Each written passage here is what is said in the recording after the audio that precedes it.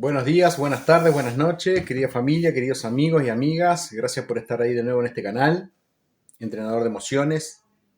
Continuando con la saga, los capítulos de El Evangelio y la Carencia, que tiene que ver con la abundancia económica desde el punto de vista carnal, material, terrenal.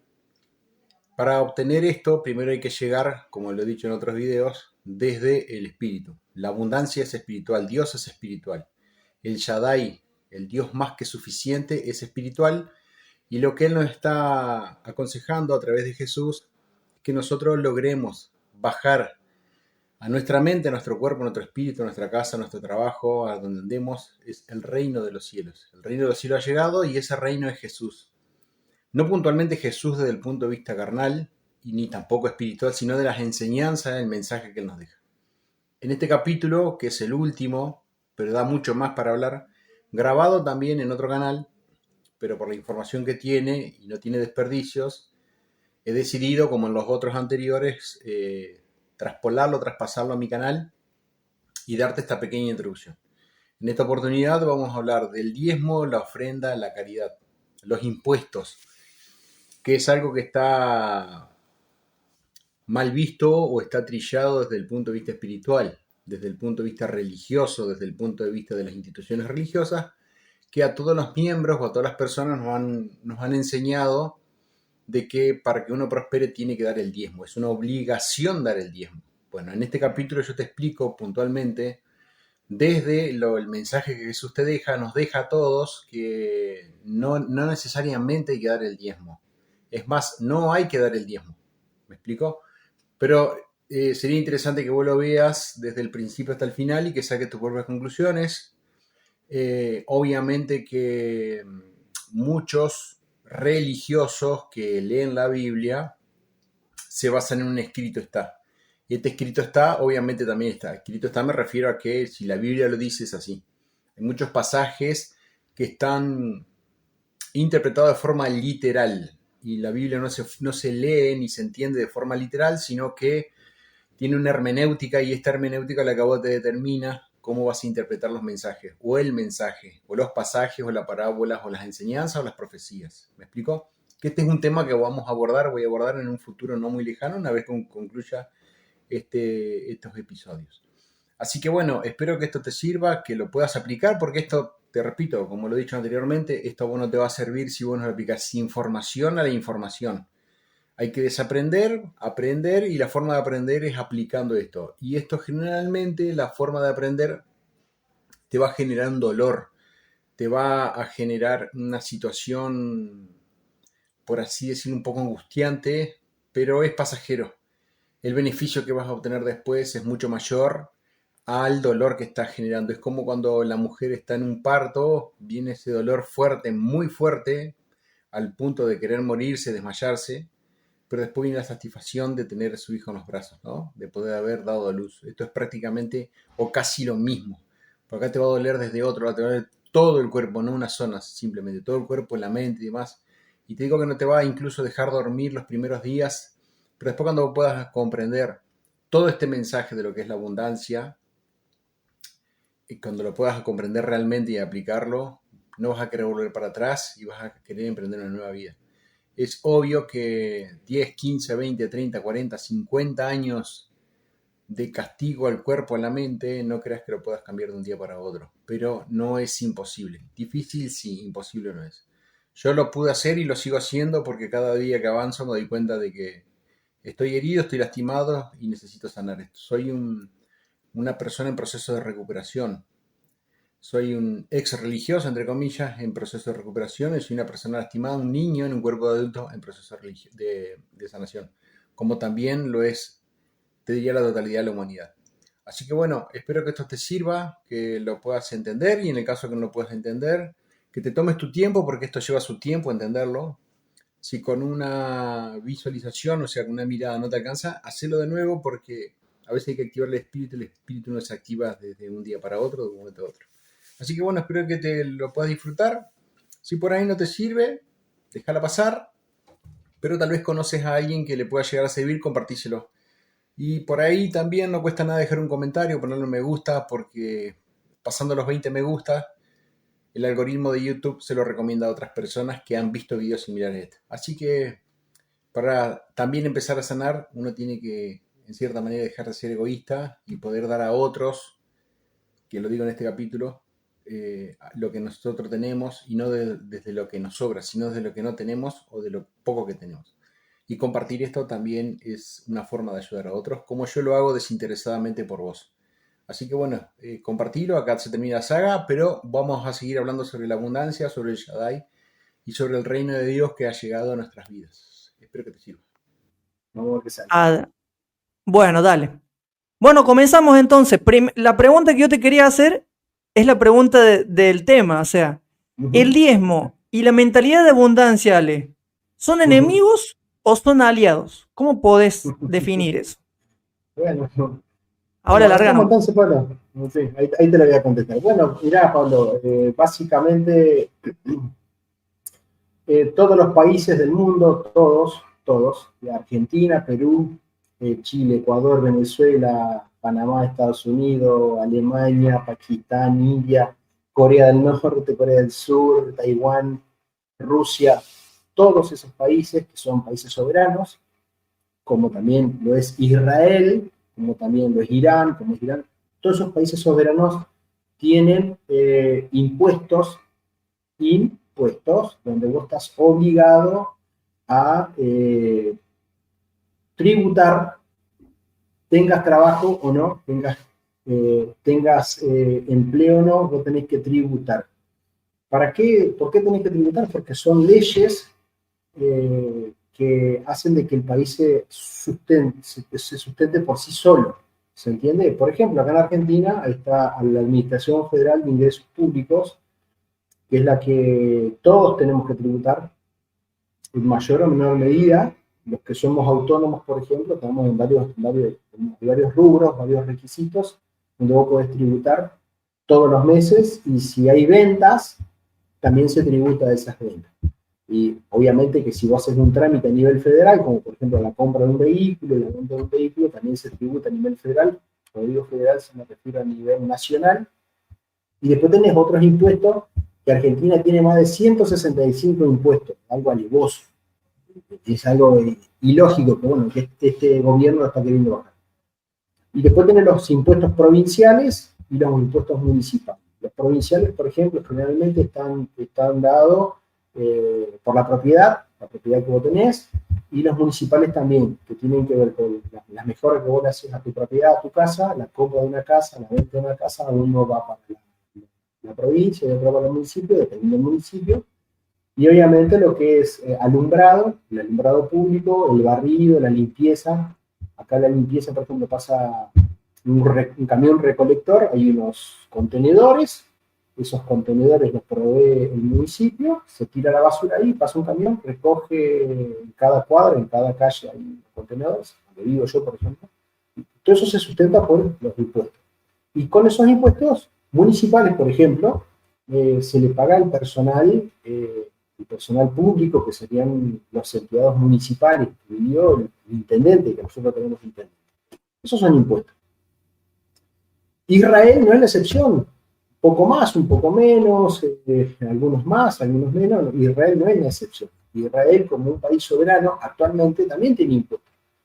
Pero ahora, si nosotros nos llevamos históricamente hace 2000 años atrás, a la época de Jesús, también había impuestos. Roma tenía impuestos y le imponía impuestos a los países gobernados. Ahora, si lo vamos 3000 años atrás, o 4000 años atrás, a la época de Moisés, o a la época de David, o a la época de Salomón, también había impuestos. Este impuesto, mal llamado, o religiosamente llamado, diezmo, ¿sí? Es el diezmo. Y acá donde yo me quiero centrar, que el diezmo no tiene nada que ver, pero absolutamente nada que ver con la mentalidad de abundancia, que es lo que hemos estado hablando en estos últimos programas, cuando iniciamos esto de la mentalidad de la abundancia, que la mentalidad de la abundancia no tiene que ver puntualmente con el dinero, ser abundante o próspero como hacen muchas religiones. La mentalidad de abundancia, como lo dije en el video anterior, es esta mentalidad de que Dios quiere que nosotros seamos prósperos espiritualmente, que nuestra confianza esté puntualmente centrada, no en nuestras fuerzas, no en nuestras manos, no en nuestra capacidad, no en la cuenta de banco, no en nuestro trabajo, sino puntualmente en Cristo. La mentalidad de abundancia esté fundamentada, el cual la fuente que a nosotros nos provee eso es el Señor. Y hay ejemplos de estos en la Biblia, simplemente que nosotros hemos sido, todos religiosamente hemos sido programados para que seamos dependientes de un sistema, como en este caso, el impuesto. Imagínate vos, te hago un ejemplo. No es lo mismo que tribute 1 millón de personas hacia un gobierno que tributen 48 millones de personas. O sea, lo que ingresa a las arcas es mucho más cuando son más personas a las que son menos. Entonces, ahora vamos a llevarlo a algo un poco más chico, como por ejemplo un club de fútbol o una asociación como la AFA, la AFA que es la que nuclea el fútbol argentino, no es lo mismo que tributen 10 clubes de fútbol a que tributen 1000 clubes de fútbol. No es lo mismo, vamos a llevarlo a un club donde tiene 4000 socios, no es lo mismo que un club que tiene 4000 socios a un club que tiene 100.000 socios, como puede ser por ejemplo el Real Madrid, el Barcelona, el Boca Juniors, el River Plate. No es lo mismo. No es lo mismo que tributen una religión feligreses que todos los sábados o todos los domingos van 40, 50, 100 personas a una religión donde van 1000 personas. ¿Me explico? Y ese tributo que viene de una programación donde nosotros nos han enseñado que si nosotros queremos la prosperidad o queremos crecer económicamente, tenemos como que devolverle a Dios, como que Dios necesita de nosotros, como que si nosotros no le devolvemos eso, lo que Él nos da, entonces nosotros no vamos a crecer. Es como que nosotros destrabamos con ese diezmo esa posibilidad de seguir todos los días trabajando. ¿Me explico? No deja de ser un impuesto. Estoy obligado. Ahora, si nosotros vamos a lo que Jesús nos dice, a lo que Jesús nos enseñó, Jesús en ningún momento habló de un impuesto, no habló de un diezmo, sino que si tu corazón te dicta hacerlo, que lo hagas en la medida que vos quieras hacerlo. Es obvio que si yo estoy estancado desde el punto de vista espiritual, desde un crecimiento espiritual, siempre voy a dar lo mismo. Y puedo dar por muchas razones.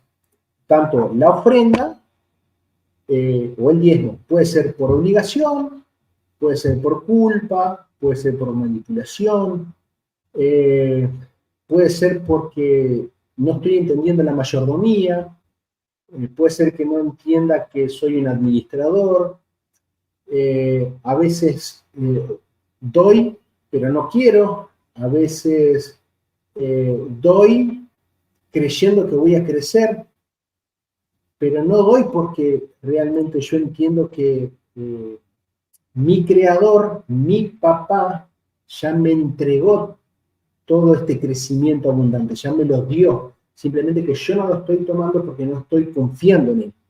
Y justamente lo que el Señor nos quiere enseñar todo el tiempo es esto, de que nosotros depositemos nuestra confianza en él. Entonces, respondiendo a tu pregunta, ¿hay que dar el diezmo? Yo te diría que no. Pero también te digo que sí. ¿Por qué te digo que sí? Hay que dar el diezmo. Porque si vos vas a un club donde te cobran una cuota, no tenés que pagar esa cuota si quieres pertenecer a ese club. Si yo quiero ser del Real Madrid, para entrar al club tengo que pagar una cuota. Esa cuota es un diezmo. Ponerle un diezmo o el nombre que vos quieras, vos así le digo. Ahora, si yo quiero una religión, que yo generalmente digo las religiones del miedo, ¿sí? Estas religiones del miedo vos te cobran, entre comillas, un impuesto que es el diezmo y te dan todos sus argumentos y te citan, siempre te van a citar el Antiguo Testamento. Ahora, si vos querés seguir a Jesús, no hace falta darle el diezmo. Lo que sí yo entiendo es que si yo estoy consumiendo, y a mí esto me hace muy bien, si yo lo sigo a Pablo, Y Pablo, a mí me hace muy bien y mi corazón me dicta que parte de la entrada de dinero que yo tengo y que a mí me está nutriendo espiritualmente, me hace crecer espiritualmente, yo personalmente creo que debería, por ese crecimiento, sostener esa causa. Que esa causa puede ser por siempre o puede ser parcial, dependiendo del crecimiento que uno quiera tener. Que no estoy obligado, nadie está obligado, porque Dios no necesita de mí, Jesús no necesita de mí, ni tampoco Jesús está enojado conmigo en el sentido puntual de que si yo quiero, tengo que devolverle lo que Él me dio, ¿sí? Fíjate, Pablo, que dice que el diezmo es una práctica basada en la ley del Antiguo Testamento. Y quiero recordar acá que yo considero que el Antiguo Testamento, si quiero seguir los pasos de Jesús, nada tiene que hacer con la historia de Jesús. Es una cuestión histórica del Antiguo Testamento, al menos para mí. El Antiguo Testamento va en contramano con todo lo que Jesús me dice, totalmente en contramano. Entonces siempre se justifica, todas las religiones, todas las que vos quieras, te citan el Antiguo Testamento. Cuando el Antiguo Testamento lo podemos tomar como algo histórico, no como una ley puntual, porque Jesús derrumbó todo eso, lo hizo estallar por los aires a todos los argumentos, los del santuario, los del sábado, los de la ley, los de los sacrificios, los de las ovejas, las ofrendas que se hacían, todo eso lo destruyó el rey, incluido el bien. Entonces, era una práctica que se hacía y que los israelitas la tenían la obligación, o sea que era un impuesto, de ofrendar el 10% de sus cosechas y ganancias para contribuir con el sustento del templo. Que dicho sea de paso, el templo no es una orden de Dios, y no me quiero detener esto, no es una orden puntual de Dios, hay una mala interpretación con respecto a esto. Era para sostener a los funcionarios del templo. Correcto. En el Nuevo Testamento no enfatiza el diezmo. El Nuevo Testamento puntualmente no hace un énfasis sobre el diezmo, sí sobre la dádiva o sobre la ofrenda. Pero la ofrenda, claro. Habla sobre la regularidad de ofrendar, que es justamente esto que te mencioné. La iglesia, en el caso de que uno pertenezca a una iglesia, debe ofrendar y diezmar. Si yo estoy dentro de una institución, yo estoy obligado a diezmar. Pero esa institución no significa que esté en conexión con Dios o que tenga la pura verdad, porque la verdad solamente la tiene Cristo. Después todos nosotros la tenemos en una parcialidad, porque la verdad es progresiva. Y si yo me denomino iglesia, si mi grupo de personas en las cuales yo me congrego nos denominamos iglesia, significa que ya tenemos la verdad. Sin embargo, los movimientos generalmente están sueltos, se cree que los movimientos están en una evolución de verdad, evolución ascendente, con sus aciertos y con sus errores. ¿Se entiende? Entonces es muy diferente el diezmar por obligación a ofrendar de corazón. Y esto puntualmente, Pablo, aparece, la primera vez que se diezma, aparece allá en el patriarca,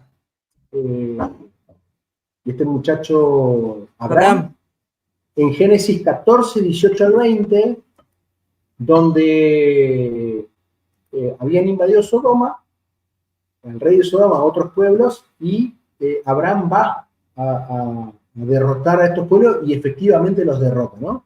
Y acá el texto dice, entonces, Melquisedec, que Melquisedec era un sacerdote, se cree que de la orden de Cristo, porque aparece así, es el único pasaje donde se le menciona a Melquisedec, rey de Salem y sacerdote del Dios Altísimo, sacó pan y vino y le bendijo diciendo, bendito sea Abraham del Dios Altísimo, creador de los cielos y de la tierra, y bendito sea el Dios Altísimo que entregó tus enemigos a tu mano. Y le dio a Abraham los diezmos de todo. O sea, ¿qué es lo que le dio? El botín. O sea, Abraham, por haber derrocado, como en una guerra, haber derrocado a los otros, se queda con todo. Se queda con todo. Sin embargo, Abraham, ¿qué hace? No solo, presta atención, no solo que Abraham le da el diezmo a Melquisedec, sino que el rey de Sodoma le dice, quédate con el 90%. Sin embargo, Abraham, como estaba en este crecimiento abundante, porque Abraham, ¿qué es lo que le contesta al rey de Sodoma? Le dice, yo no puedo dejar que ustedes piensen que yo me enriquecí con esto. Porque mi riqueza no está sustentada en esto, mi riqueza está sustentada en el Altísimo. Porque pensemos que Abraham venía de una cultura donde tenía su propio Dios. Y ahora papá, el papá de Jesús, le dice que salga de ahí. ¿Por qué? Porque Dios quería trabajar sobre él para trabajar sobre esto, sobre la abundancia. Por eso cuando él sale ya era mayor y ya no ni siquiera tiene posibilidades de tener hijos, ni él ni su esposa. Sin embargo, fíjate que él, aun cuando él tuvo su hijo con la esclava, que dicho sea de paso, el esclavo siempre persigue al libre, el diezmo siempre persigue, que el diezmo es la condición del esclavo, el diezmo siempre persigue al libre, que el libre es sinónimo de ofrenda, pero ofrenda de corazón, no ofrenda de sacrificio. ¿Se entiende? Sin embargo, aún con esta negatividad que traía Abraham, Abraham confía en el Altísimo, confía en el Shaddai, en el Dios más que suficiente. Entonces, ¿qué hace? Le da ese 90% de las riquezas, o sea, el 10 se lo da a Melquisedec y el otro 90% se lo da ¿a quién? Al rey de Sodoma. Y él se queda como si nada. Pero sin embargo, su mentalidad de descansar en Dios, en el Shaddai, en el Dios más que suficiente, hace de que él sea próspero, pero mucho más efectivo, pero no desde el punto de vista económico, sino desde el punto de vista espiritual. Y obviamente económico, porque Abraham se potencia económicamente. Incluso Abraham, después cuando se separa de Lot, lo hemos explicado anteriormente, él elige la peor tierra, desde el punto de vista humano. Pero ella estaba confiando en el Altísimo, en el Shaddai. Que es el Shaddai, es el que le dice, aún en el desierto, Lot, queriendo sacar ventaja de esto, se queda con las mejores tierras. Abraham con las peores. Sin embargo, el más próspero de los dos siempre fue Abraham. En Deuteronomio 14:22 dice, sin falta darás el diezmo de todo del producto de la semilla que el campo rinda año tras año. ¿Te das cuenta, Pablo, que esto es una obligación? Estaban obligados 100% a tributar para sostener la causa. En Génesis 28, del 20 al 22 dice, e hizo Jacob voto diciendo, si fuere Dios conmigo y me guardare de este viaje en el que voy, y me diere pan para comer y vestido para vestir, y si volviese en paz a casa de mi padre, Jehová será mi Dios. Y esta piedra que he puesto por señal será casa de Dios, y todo lo que me dieres, el diezmo aportaré para ti. Cuando nosotros leemos esto desde el punto de vista religioso, entendemos que era una obligación, era como un amuleto. O sea, Señor, mira, hagamos un pacto, como si yo no voy a extorsionar a Dios. Nada, si vos me das, yo te doy el diezmo. Si vos me haces sacar la lotería, pero tiene que ser 5 millones de dólares, yo te doy 500.000 dólares más, te doy 1 millón de dólares. ¿Me explico? Entonces como que estamos totalmente presionando a Dios para que nos dé, pero haciendo el pacto de que nosotros vamos a diezmar. Eso se ve, pero todo el tiempo en las religiones, se lo dan en los feligreses, en los laicos se ve esa conducta, que es una conducta legalista. No es una conducta de decir, bueno, yo necesito ser movilizado en mi corazón, reposicionar mi corazón, porque también tenemos el pensamiento, bueno, cuando yo tenga trabajo voy a dar esta ofrenda de corazón, y es cuando más la debo dar porque necesito reposicionar mi corazón. Es la invitación que todo el tiempo Jesús nos está haciendo. ¿Sí? ¿Por qué? Porque tenemos esta problemática como el joven rico que podemos obtener por nuestros propios medios, ser rico, pero no descansar mentalmente ni espiritualmente. Y Jesús nos está invitando a eso, que nosotros podamos ser ricos económicamente, pero también podemos ser ricos espirituales, porque de eso se trata, que el Señor nos enseñe a vivir espiritualmente, confiar espiritualmente en Él, para que Él nos provea lo que nosotros necesitamos y más. ¿Sí? Ricky Fuller dice que cuánto tiempo uno puede llegar a vivir sin trabajar. ¿Cuánto tiempo uno puede llegar a vivir sin trabajar con los recursos que tiene? Jesús te provee eso, que vos puedas vivir lo que resta de tu vida sin que vos trabajes. Obviamente que hay que hacer un trabajo previo de eso. No es que es algo mágico. No es mágico. Tengo que hacer un trabajo previo, tengo que reposicionar mi mente todo el tiempo, reposicionar mi corazón todo el tiempo para lograr esto. No se da de un día para otro tampoco. Esto es un proceso que lleva su tiempo. En Levítico 27, versículo 30 al 33 dice, y el diezmo de la tierra, así de la simiente de la tierra como el fruto de los árboles de Jehová, es cosa dedicada a Jehová. Y si alguno quisiera rescatar algo del diezmo, añadirá la quinta parte de su precio por ello. Y todo el diezmo de vaca o de ovejas y todo lo que pase bajo la vara, el diezmo será consagrado a Jehová. No mirarás si es bueno o malo, ni lo cambiará. Y lo cambiará tanto él como el que dio en cambio. Serán cosas sagradas, no podrán ser rescatados. En Deuteronomio 14, 28, también dice, al final de cada 3 años sacarás todo el diezmo de tus productos.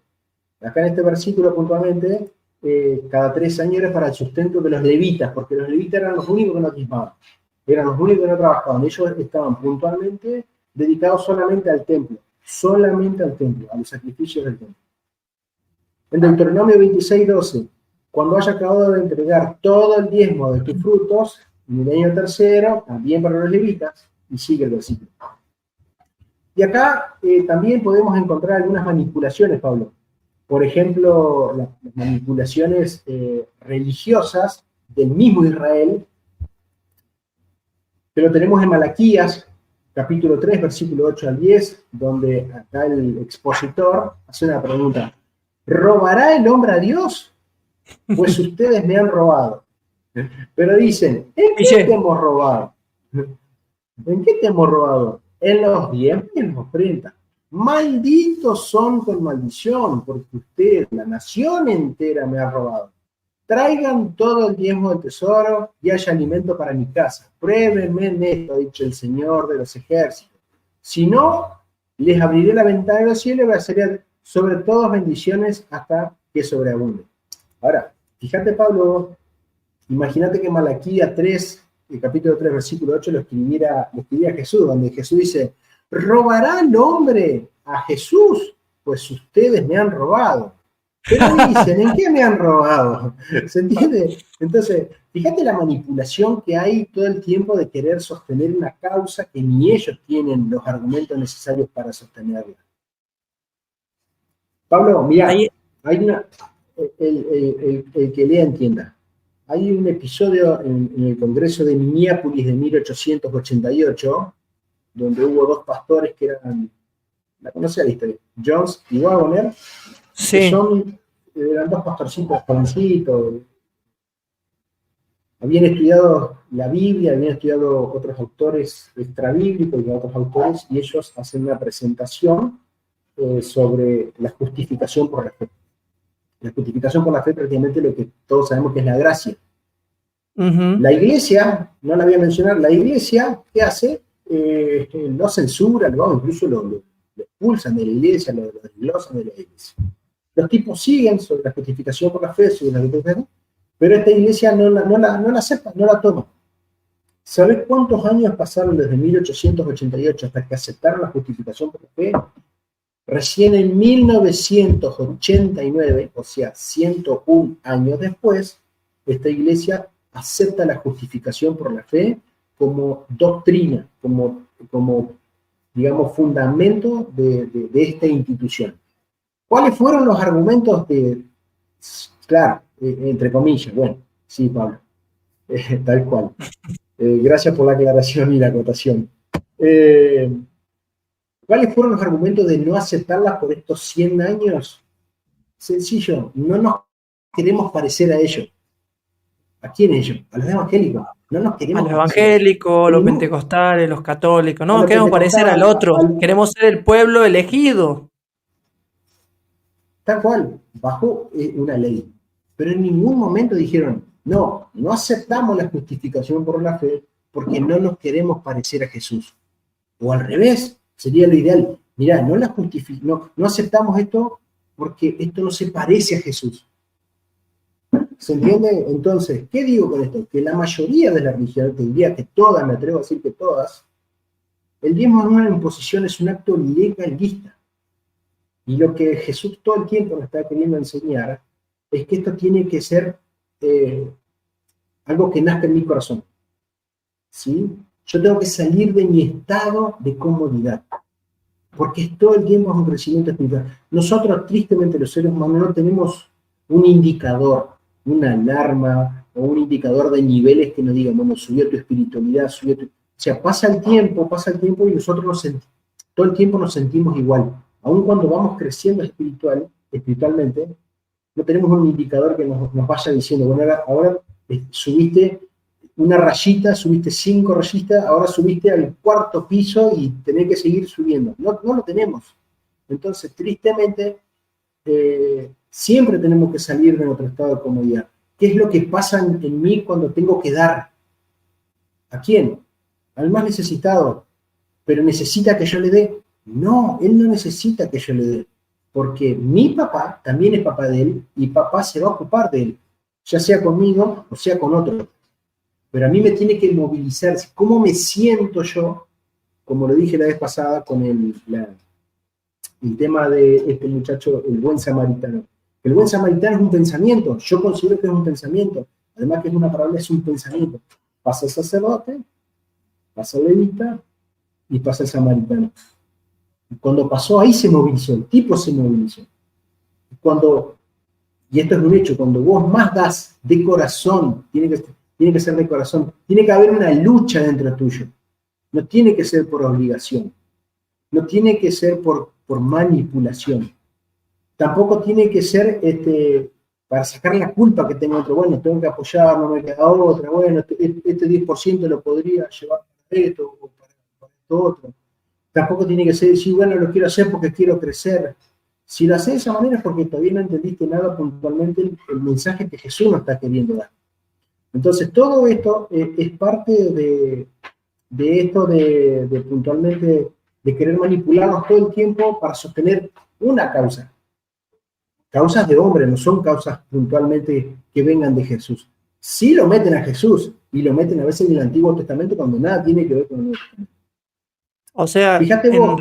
Sí. En resumen, lo que querés transmitir a la audiencia es que no es necesario diezmar a una institución religiosa, ya que el diezmo, primero principal, es una manipulación que sucedió durante siglos desde el medievo, y también los cristianos del primer siglo no diezmaban, sino que era diferente en la ofrenda. ¿Y la ofrenda qué sería para ti? ¿Como un apoyo, obsequio o donativo? ¿Cómo sería para ti una ofrenda? Cuando hablamos de ofrenda, Pablo, no hablemos ni de la ofrenda ni de Caín ni de Abel. No, claro, claro. ¿Sí? Ni tampoco hablemos de la ofrenda del santuario que tenía que llevar el cabrito y clavar el puñal. No hablamos. Yo lo que entiendo de la ofrenda es lo siguiente. Hay un pasaje donde Pablo le dice a la iglesia, que la iglesia está mal traducida como institución o como edificio, le dice a la gente que se congregaba ahí que junten la ofrenda o el diezmo mal llamado por una cuestión de administración y de orden. ¿Por qué? Porque Pablo, Saulo de Tarso, Pablo, era el que los nutría espiritualmente, era el que los nivelaba con esta nueva política del cristianismo, porque ellos venían arrastrando la política del judaísmo. Entonces, a Pablo para ir tenía que viajar, había que pagarle el viaje, tenía que hospedarse, había que pagarle el hospedaje, si no había que pagarle la comida, mañana, mediodía, tarde o noche, y los gastos necesarios que una persona puede llegar a tener. Entonces, ¿dónde salía eso? Salía de los hermanos que trabajaban, y ellos apartaban cierta cantidad de dinero para ese sustento. ¿Me explico? Eso después se organizó, decir, bueno, ahora designemos, Pablo no va a venir más, designemos a alguien que se ocupe de nutrirnos a nosotros. Alguien que se pueda buscar a esto, estudiar, y nutrirnos una vez a la semana o 2 veces a la semana y que nosotros podamos darle ese dinero, que me parece que es lo más justo. ¿Me explico? Si yo quiero que él me nutra, yo se lo voy a dar, si yo quiero. ¿O no? Yo, por ejemplo, me nutro solo. Yo estudio, leo, veo devocionales, es muy variado lo que yo veo y saco lo que me sirve. Y donde yo me conmuevo, donde yo digo, este tipo, este hermano a mí me está proveyendo esto, que yo no voy para ese lado. Junto, y voy para ese lado, no es semanal. Junto, 2 o 3 meses voy para ese lado. O a lo sumo, puede ser una institución sin fines de lucro, como por ejemplo un hospital, los hospitales de niños, por ejemplo, que son sostenidos por el gobierno, pero que nunca alcanzan ni para pañales, ni para la leche, ni para insumos. Nosotros con Sol hace poco ayudamos a una casa que alberga nenas que son abusadas físicamente y sexualmente, nenas de 10, 12, 15 años. Incluso fuimos, nos invitaron a ir y fuimos, y encontraron una historia que te rompen entero, y vos decís, sí, creo que lo que nosotros dimos fue poco. Aunque no haya sido poco, sigue siendo poco porque no le solucionás el problema. Entonces, todo tiene que ver dónde está posicionado tu corazón.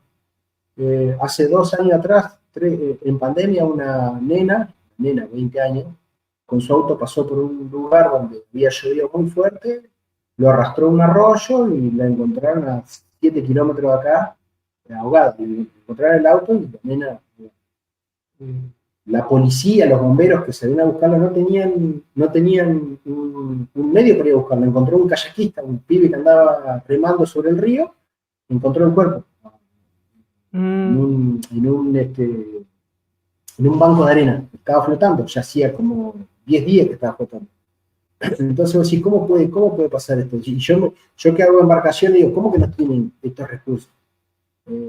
Así que bueno, yo me sentí motivado con mi familia y dijimos, che, vamos a donarle una. Y no donamos uno, donamos 3. Y te puedo asegurar, Pablo, que las laminé yo, las hice yo. Cuando yo estaba haciendo eso, decía, ¿para qué hago esto? Yo me planteé, ¿por qué hago esto? ¿Por qué lo quiero hacer? Y era una lucha interna que tenía, pero yo di mi palabra y mi palabra vale. Y si fuera Jesús el que se estuviera hablando, y si fuera mi hija, y si fuera mi esposa, y si fuera yo, y no estuvieran para rescatarme, o si mi hija estuviera en tal lado, no, tengo que hacerlo. Y donamos 3. Tiene que ser algo genuino. Y obviamente, estamos hablando de este tema y viene a colación esto que te cuento. ¿No? A mí no me interesa ventilarlo. No ventilo esto porque no me gusta, pero sí lo que tampoco me gusta es que nos enseñen a que nosotros tenemos que obligadamente dar para que Dios nos dé. No, Dios me da igual. Este es un sistema de un Dios pagano. Totalmente. Pero Pablo, a ver, recién hablábamos fuera de la grabación, las personas que no pertenecen a una religión, primero, son más millonarias, son más ricos que lo que están dentro de la religión, porque la religión te empobrece porque hay un error de interpretación. Estamos mirando mal el foco. Jesús es el Shaddai, el Dios más que suficiente. Jesús le proveía todo. A Pedro le dijo, tirá del otro lado. Y Pedro le dijo, no me enseño lo que tengo que hacer, si el que se haga acá soy yo. Y Pedro sabía de pescar. Sin embargo, dijo, bueno, voy a confiar en el Shaddai. Porque él vivía una espiritualidad de otros. Pedro vivía la espiritualidad de los cuentitos que le habían contado atrás. Todos vivían, porque va a venir el Mesías, y va a venir, y va a hacer esto, y va a hacer esto otro, y aquello otro, y nos va a matar a todos los romanos, Toda una espiritualidad que nada tenía que ver con Jesús. Entonces Pedro abre su corazón, tira del otro lado, y dice que la barca estaba deshundida, tuvieron que venir a ayudarlo para sacar. Entonces, eso es lo que te provee Jesús. Todo el tiempo te va proveyendo. Que vos reposiciones tu corazón. Todo el tiempo. Tenemos un episodio, Pablo, del diezmo, por ejemplo. En el caso de Caín y Abel, que para mí es un pensamiento, no es real. El hecho de Caín y Abel no es real. ¿Por qué no es real? Por muchas razones. Una de estas es que la agricultura, por las evidencias que hay, aparece mucho tiempo después de lo que aparece la casa. Incluso ni acá hace 1000 años atrás aparece la agricultura. ¿Se entiende? Es mucho más antiguo la agricultura. Entonces, Caín no puede haber sido agricultor. ¿Me explico? El acto de Caín es un acto legalista y el acto de Abel es un acto de fe. ¿Cómo definimos esto? Bueno, esto lo define justamente en Hebreos 11. Ahora, ¿por qué los dos traen una ofrenda? ¿Por qué traen una ofrenda? Bueno, porque habían visto a su papá, en este caso Abel, Adán, que vivía de las dos formas. Vivía en el descanso de Jesús, en el descanso del sábado, que no es un día, en el descanso diario del sábado, de ese sábado que era eterno, pero también vivía de sus propias fuerzas, que era lo que Dios quería evitar. Todo el tiempo Dios quería evitar que él viviera de su propia fuerza, sino que él estuviera aferrado a Cristo. Entonces, tenés el caso de Caín, que era el diario vivir de sus propias fuerzas, y el de Abel, que era su confianza depositada en Dios, y esto lo vemos en Hebreos 11, capítulo 11, versículo 4, dice, por la fe, Abel ofreció a Dios más exceso sacrificio que Caín, por lo cual alcanzó testimonio que era justo, dando Dios testimonio de su ofrenda, y muerto aún habla por ella, porque él consideraba de que el Shaddai era Dios. ¿Me explico? Él lo dio de corazón, no lo dio como un acto legalista o esperando yo te doy, vos me das, como hacemos o como hemos hecho o como siguen haciendo muchos hoy con el tema del diezmo. En Hebreos capítulo 9, por ejemplo, claro, exactamente, ahí tenés por ejemplo ese que es un, a ver, ni los nenes se lo creen a eso, ni los nenes se lo creen, pero no es increíble, realmente increíble. En Hebreos capítulo 9, versículo 9 dice, lo cual es símbolo para el tiempo presente, según el cual se presentan ofrendas y sacrificios que no pueden hacer perfecto en cuanto a la conciencia al que practica ese culto. Acá está hablando de los sacrificios, pero también se aplica justamente a esto del diezmo, del tributo, de tributar. Repito, si yo pertenezco al Real Madrid, o en este caso a River Plate, y quiero ir a ver a los partidos, y yo me tengo que hacer socio, porque yo pertenezco a ese club. Pero eso a mí no me da salvación, ni me pone más cerca de Jesús, ni tengo un lugar en el cielo como los católicos por mucho tiempo que te enseñan que vos tenés que pagar la misa, tenés que pagar esto, para que pague menos el muerto, y que los espíritus... No tiene nada que ver con esto. En Éxodo capítulo 25, versículo 1 o 2, este es un versículo que me gustó mucho, y por eso lo traje a colación, que no tiene que ver con el diezmo, sino que tiene que ver con justamente esto de la ofrenda. Dice, Jehová habló a Moisés diciendo, acá estaban por edificar el templo, y dice, di a los hijos de Israel que tomen para mí ofrenda. De todo varón le diere de su voluntad, de corazón tomaréis mi ofrenda. Acá Dios, que no lo acomoda a mi gusto, pero sí lo acomoda a mi gusto, le está diciendo de forma voluntaria y de corazón. O sea, le dice, le da una orden, pero no es una orden. Es la primera vez que hay una orden que la podés ejecutar o no. Tiene que ser de corazón y voluntaria. No estoy obligado a hacerlo. Y en el caso que yo me sienta obligado, no va a causar el efecto en mí, porque va a ser un acto legalista. ¿Sí? Ahora, en el Nuevo Testamento, Pablo, tenemos un sinfín de versículos. Por ejemplo, en Mateo 23, 23 y Lucas 11, donde le hablan los escribas, porque entregan el diezmo de la menta, del eneldo y del comino, pero han omitido lo más importante, a saber el juicio, la misericordia y la fe. O sea, se basaban en el diezmo, pero dejaban de lado la misericordia, la fe y todo lo demás. En Mateo 6, 19 al 21, dice, no acumulen para ustedes tesoros en la tierra donde la polilla y el hollín corrompen, y donde los ladrones se meten y roban. Más bien acumulan para ustedes tesoros en el cielo donde ni la polilla se oxida ni corrompe. Esto es justamente este verso que tiene sus interpretaciones, pero no voy a entrar en esa vulgaridad de la interpretación. No, hay que hacer tesoros en el cielo porque nosotros no podemos porque el dinero te corrompe. Es una falacia. Eso es un cliché. Eso es un cliché más que eso es el consuelo del tonto. Hoy, tristemente, Pablo, cuando uno quiere hacer plata, quiere hacer dinero, ya sea dentro de la espiritualidad o fuera de ella, es como que está mal visto. Como que está mal visto progresar económicamente, y como que si progresás no tenés que contarlo, no tenés que... Es como que si, pero vos creciste, pero cuando vos creces, vos estás en la obligación de darle al otro que no crece, que es un vago, que es un fiaga, que se levanta a las 10 de la mañana, que gasta en cosas innecesarias, bien carente, actitudes bien carentes, que vuelvo a lo que te dije recién, generalmente te diría que el 100% de los escépticos, de los que no creen, como te lo dije recién, están dentro de una institución religiosa. Le ponen límites a Dios. Y cuando uno crece dentro de una institución religiosa que después se termina yendo porque no te dejan seguir creciendo, no, ese está endemoniado. Ese vende droga, ese hace esto, eso hace esto, otro, todo malo. Generalmente los escépticos no son los que están afuera de una institución religiosa, son los que están adentro. Tenés el caso de Saúl, que era el dirigente religioso que no creyó en David. Tenés el caso de Acab, otro escéptico que le dice a Elías, ¿tú eres el que perturba a Israel?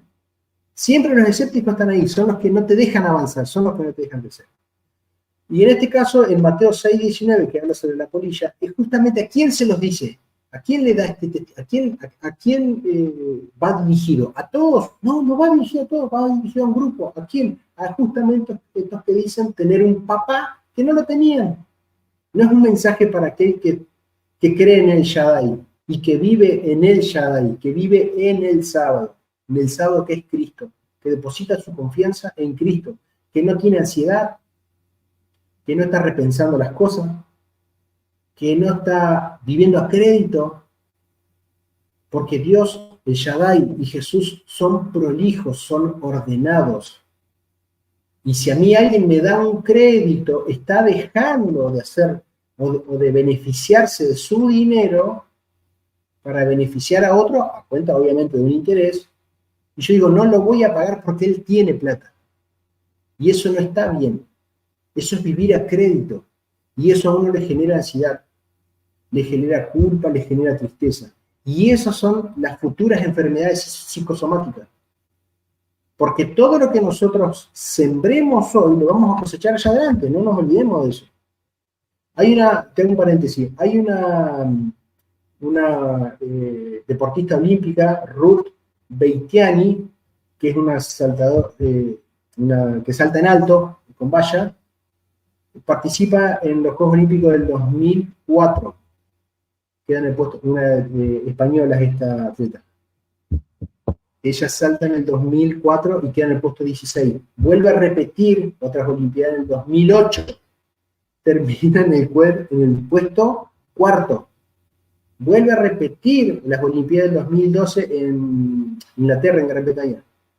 Medalla de bronce, puesto 3. Vuelve a repetir en las Olimpiadas de Río, en 2016 creo que fue. Termina en el puesto 1. 16 años, o sea, desde que ella se propuso, 16 años le llevó el crecimiento. Esto no se aplica siempre, pero hago este paralelismo. 16 años le llevó ese crecimiento. No podemos esperar que nosotros crezcamos de un día para otro si queremos hacer un cambio. Pero sí lo que nosotros sembremos hoy va a repercutir allá adelante. ¿Sí? Pablo, ¿cómo estamos en el horario? Sí, yo te iba a hacer una pregunta mientras me estabas diciendo eso. ¿Tú crees de que los sistemas religiosos son, digamos, hablando en términos correctos con respecto a la palabra diabolos, son obstáculos para verdaderamente para el reino de Dios? Sí, te hacen dependiente del sistema. La gente necesita que alguien los empuje. Es más, la gente le dice, manejar mi vida espiritual. Programame. Por eso Jesús fue un tipo peligroso. Muy peligroso. No le sirvió el sistema. Le revolucionó el sistema. Fíjate lo que hizo Jesús. Es el tipo más famoso del planeta. El tipo con más seguidores del mundo. Es el influencer más grande que hay. Trasciende los tiempos, las lenguas, los espacios, los sistemas, los idiomas. Incluso fuera del cristianismo, en la filosofía incluso.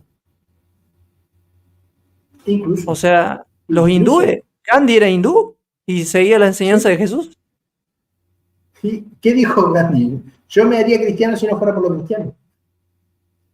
Sí, eso ¿Se, dijo. se entiende? Entonces, fíjate vos que un tipo que la ovejita, la famosa ovejita negra para el sistema, ovejita negra para el sistema, es peligroso. A Jesús lo ejecutaron. El otro peligroso que ejecutaron fue Pedro. El otro peligroso que ejecutaron fue Pablo. El otro peligroso que ejecutaron fue a Santiago. Y así como el único que la sacó baratita fue Juan. Y la más barata que lo mandaron preso. Que se Y murió así de como viejo. los... Se murió de viejo. Que bueno, Dios permitió que se muriera de viejo porque tenía que seguir con el legado. Pero es un problema. Lo que a nosotros nos hacen es dependientes de un sistema. Y nosotros, como infantiles que somos, le damos ese poder a otro ser humano como nosotros, que tiene tal vez una viveza más sutil, le damos el poder para que nos dirija, pero se lo entregamos nosotros. Somos muy infantiles, somos muy chiquilines, no somos serios en eso. Y a veces es necesario salir de ese sistema para crecer. ¿Por qué? Porque te enlatan, te meten adentro de un frasco, y vos tenés que amoldarte. ¿Por qué? Porque lo dije la otra vez, te ponen en un pedestal 5 centímetros más alto, te dan 5 centímetros más de altura y ya mira desde arriba. Ahí adentro. Salí al fuera. Salí al mundo, a ver qué pasa, a ver cómo te trata el mundo. Sí, decime. ¿Sabes? Con respecto a lo que estás diciendo, me viene una idea del siglo IV en adelante.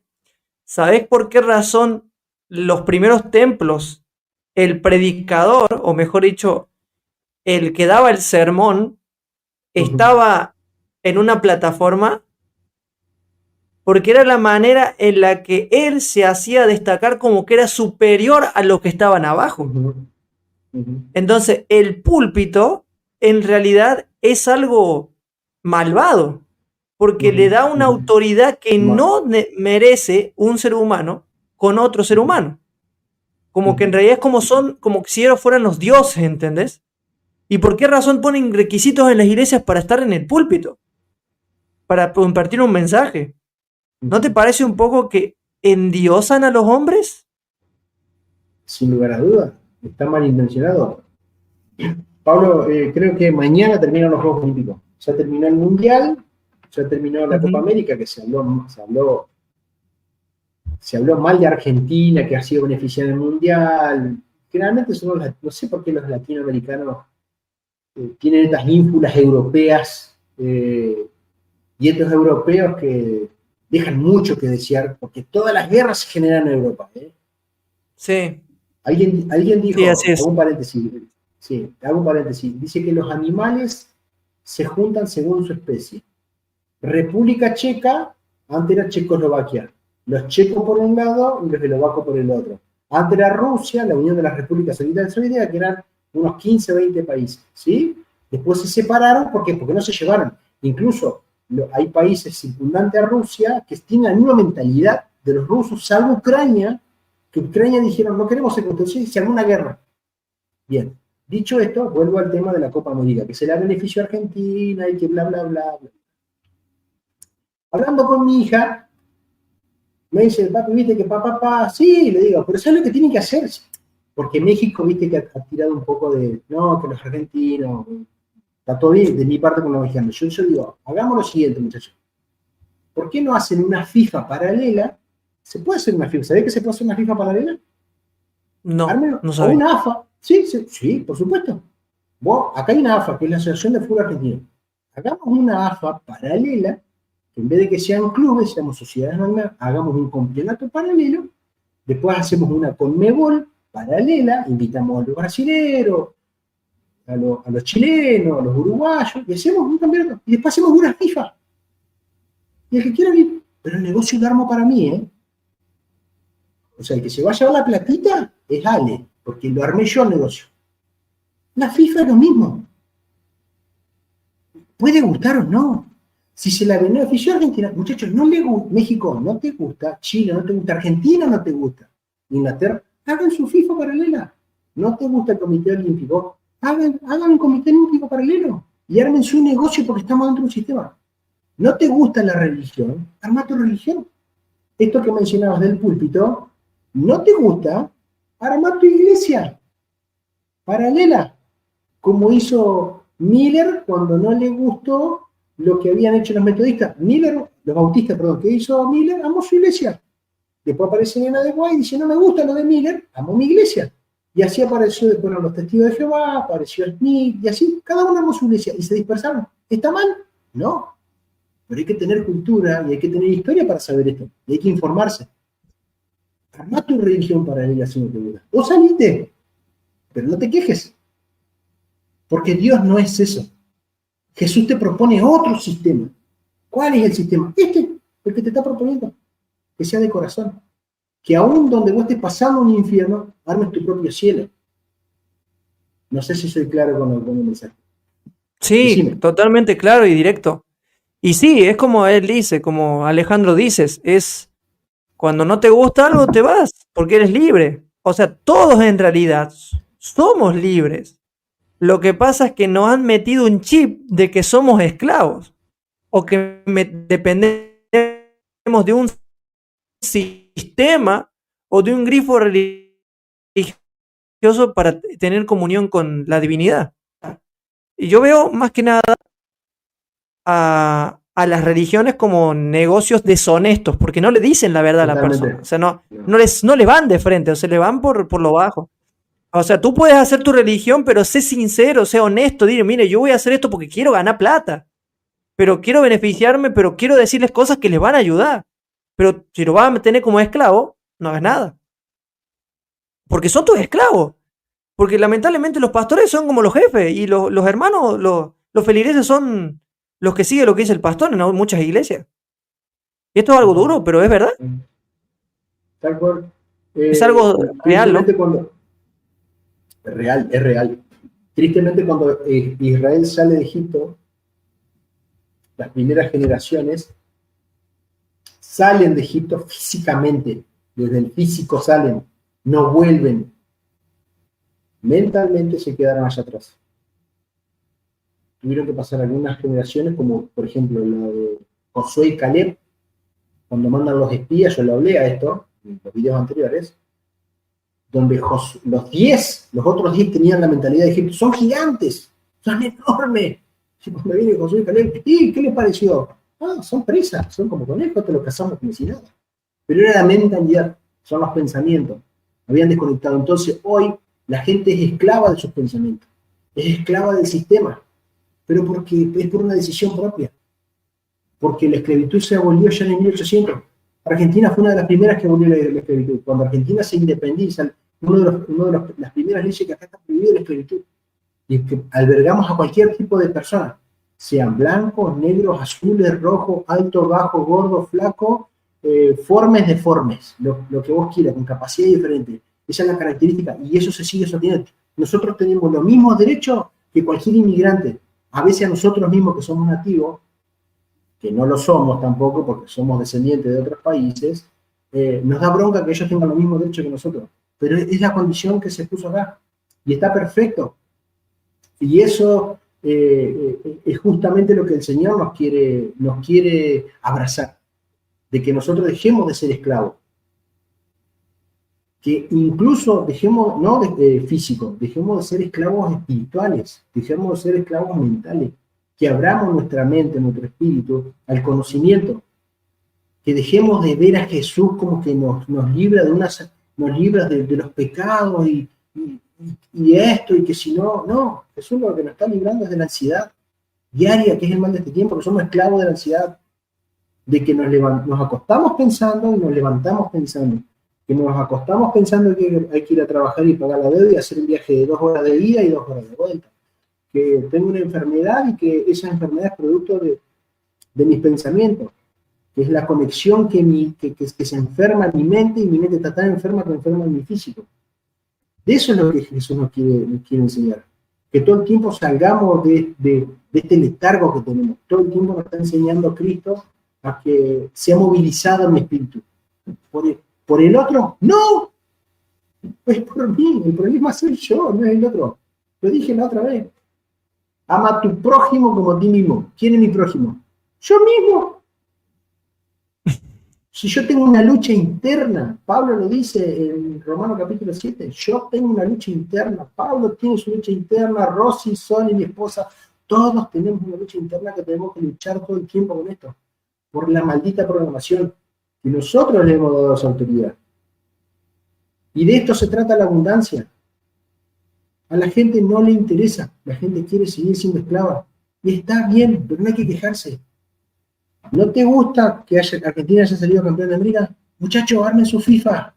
Armen su... ¿No te gusta que la boxeadora egipcia peleara porque era transgénero o binario, lo que sea?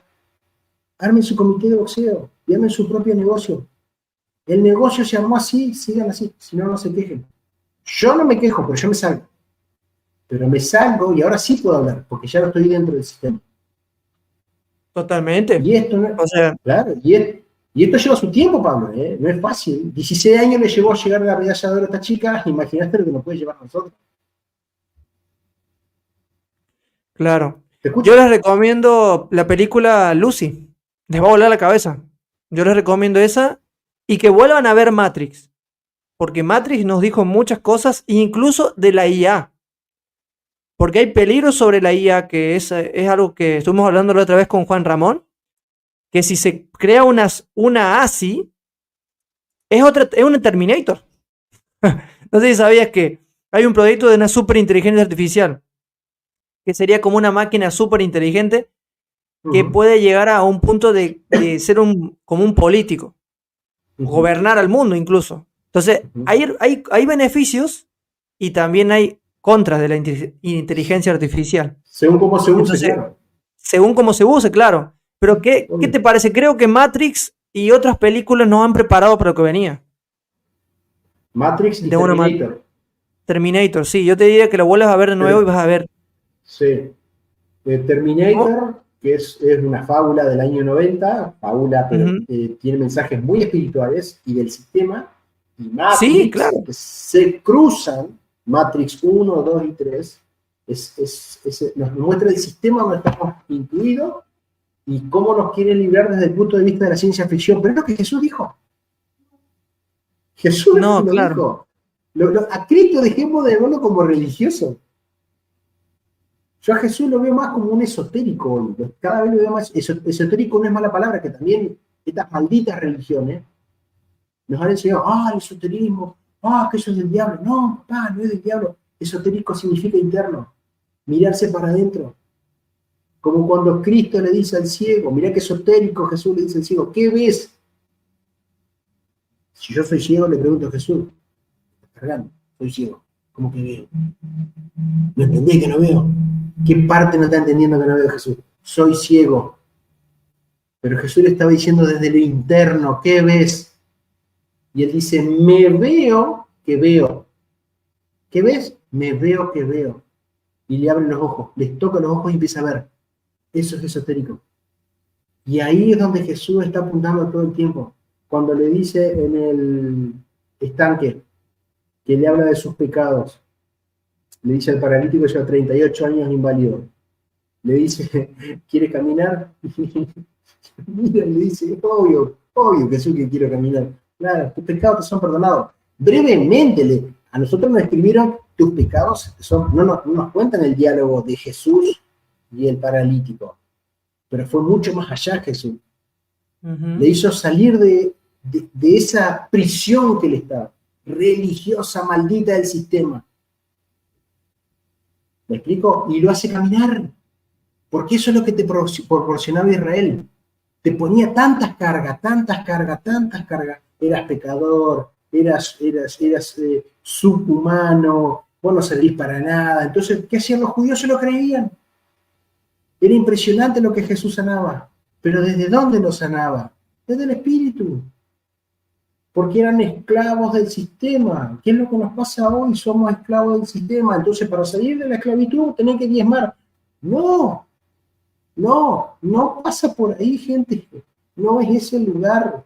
No es ese el camino. Hay que salir de ahí. No estamos perdiendo los mejores momentos de nuestra vida con nosotros mismos, con nuestra familia, y nos estamos perdiendo de conocer a Jesús día a día, por seguir un sistema religioso que es parte del sistema, es parte de la FIFA, es parte de la AFA, es parte de la Conmebol, es parte del sistema económico que hay, que nos pintan de que Dios no va a hacer nada porque estás encasillado en una burbuja, en la cuevita de Platón. Salí de la cueva, salí al mundo real, experimentar esto que hizo Abraham. Sé libre. Sé libre, libre pensadores, Pablo. Muy bien, excelente, excelente presentación, excelente toda la serie en realidad, nos hace reflexionar. Como dijiste, en realidad hay mucha gente que quiere seguir siendo esclava, pero por lo menos yo no pierdo la esperanza de que en algún momento van a despertar. Así que yo no pierdo esa esperanza. Y esperemos que eso pase, ¿no? Ale, ¿estás ahí? Sí, acá estoy. Ahí ya. No dejaron preguntas, pero te saluda Miguel. No sé si viste la entrevista que le hice hace unas semanas, la publiqué anoche. Él es un exadventista también. La tengo que ver esa. Sí, ya está publicada, así que la puedes ver. Ya dejé la vieja guardia. Así dice. Te saluda Miguel y te deja algunos comentarios. Muy bien, Miguel, un gustazo, querido. Ahora lo vamos a ver. Mañana lo me voy a poner. Mira, lee, por favor. Dice, en todo mi tránsito por la iglesia adventista, todos los predicadores tienen el mismo discurso en cuanto al diezmo. El perro no le muerde la mano al que le da de comer, no le va. Mira. Porque los vagos te hacen esclavo. Ahí continúa. Si no diezmas, eres maldito. O que la salud espiritual se mide por tu fidelidad. Sí, por supuesto, pero no es solamente la iglesia adventista, todas las iglesias hacen eso. Las pentecostales, las bautistas, todas las iglesias hacen eso. Las metodistas, todas. Se está cortado todo de una tijera. Tristemente. Pero no, está bien, es parte del sistema. Ellos armaron su negocio así, seguir el negocio. No te van a hacer parte, ¿eh? La iglesia adventista, ahora sí, tiene universidades, colegios y tiene sanatorio. Vos diezmás, vos crees que cuando vos necesitas una urgencia, ir al sanatorio, decís, a ver, Alejandro, usted es miembro activo de la iglesia adventista. Usted no va a pagar nada, señor. No, papi, vos tenés que pagar igual. Porque ellos armaron el negocio así. Porque vos sos esclavo del sistema. Ahora, anda a una institución pública y en institución pública no pagás. No vas a pagar y te van a atender mejor que ahí. Vas a tener que esperar un poquito. Pero te van a atender mejor que ahí. Ni un peso vas a tener que pagar. Con todos los chiches te van a atender. ¿Se entiende? Entonces, así es parte del sistema. Parte del sistema. Así sí, es. Miguel, coincido con vos. Así es, muchas gracias Miguel, amigos, por los comentarios, gracias por estar ahí y gracias a todos los que se quedaron hasta el final y los que van a ver por diferido también. Ale, últimas palabras para cerrar todo, para la audiencia y para los que van a ver. Te voy a cerrar con este versículo que lo había leído 600 millones de veces, ya lo habíamos hablado, pero lo quiero cerrar, que es primera de Timoteo 4:16. Donde Pablo le dice a Timoteo, ten cuidado de ti mismo y de la doctrina. Y sigue el versículo, pero me quedo con esta palabra, ten cuidado de ti mismo y de la doctrina.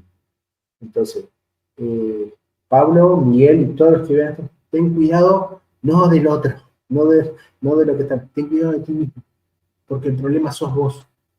El problema está en vos, no está en el otro. Entonces, no mires al otro porque lo que vos estás mirando del otro es puntualmente lo que sos vos. Entonces, hoy Jesús nos está haciendo una invitación, todo el tiempo nos está haciendo una invitación para que podamos sanar. Él quiere curarnos las heridas que nos han hecho y las heridas que nosotros mismos nos hemos hecho. Él quiere sacarnos de esa posición dañina todo el tiempo. Y esa es la invitación que Él me hizo a mí y que yo se la transmito a usted. Pablo, de más está decirte que muchas gracias por este espacio y gracias por esta cita. Esto es mentalidad de abundancia.